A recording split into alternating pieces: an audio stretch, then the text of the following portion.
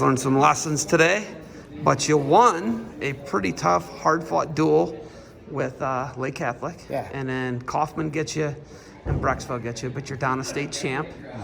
You're not an excuse guy, I know that, but what do you think the guys learned from those last two duels today? Well, I think they fought. I think they fought hard.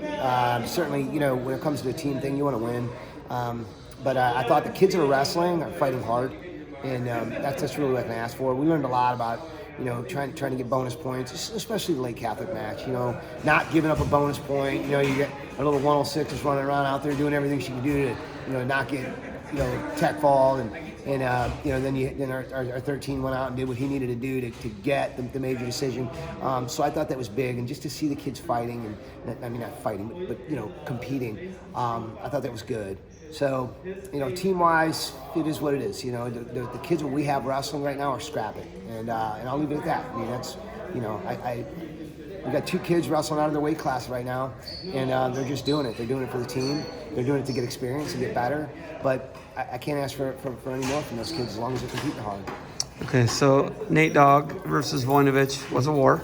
Yeah, it was a really good match. Nate Dogg gets it on a fleeing the mat hold call, fleeing the hold call. He gets a little chippy at the end. But what do you guys think you took away from that match? I think they know where they are now. Yeah. Oh, I think they both do. It's been a while since Kale and Nate have wrestled.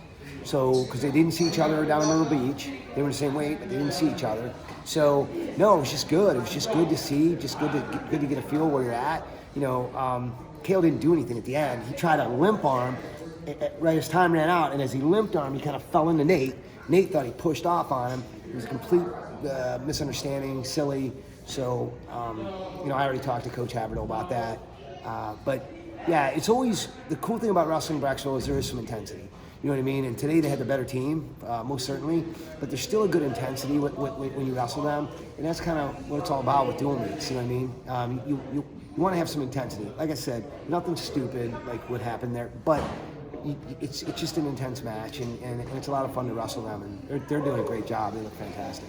Okay, so you guys, I think you could have 4 state champs. I believe that. I know you believe that. Mm-hmm. What do you got to do to get Enrique into either the weight he's going to win, or obviously he's got to beat Patty if he stays at that weight, and then Evans at 182? What do you got to get to do to get those guys where they need to be? Well, you got to keep getting better in the bottom line.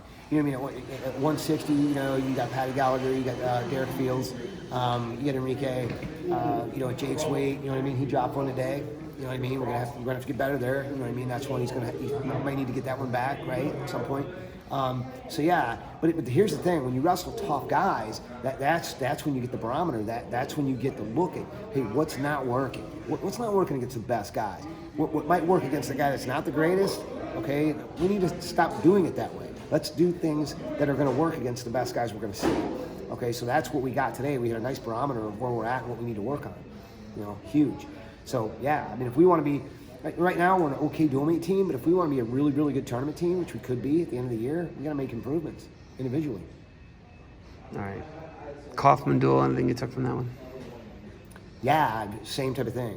You know what I mean? Same type of thing. We're doing things against guys or wrestlers that maybe we can get away with, but then when you're wrestling the best ones, we're not getting away with it. So we have to piece that together. We got to get back on our map boss or whatever app, or we got to get on there. We got to look at the video. We got to be able to point out, boom, hey, look, this isn't working.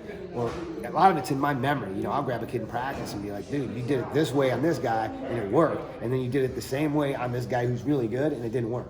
Okay, so it always comes down to the kids, right? They don't raise the coach's hand at the end of the match. If the kids want to win, they're going to make the improvements. It's the way it's always been. You know what I mean? So the hope is that we can get with the kids, we can teach them, we can learn, we can help them process what's happening, and then they'll do it. If they don't, they don't. Well, it's up to them. You can also go to Ohio Cash YouTube to watch those videos. Yes, absolutely. Ohio Cash YouTube, yes, to watch your videos. I'm just talking about what we use. Okay, so, okay. Yeah. All right, you got anything else for me? No, I appreciate you being here, bro. Tell your family hello, and I'm thankful that they gave a day and that they would have spent with you to us for you to be here. Appreciate that. All right, Coach. Thanks for the time. Good luck to you guys moving forward. Yeah, man. Thank you.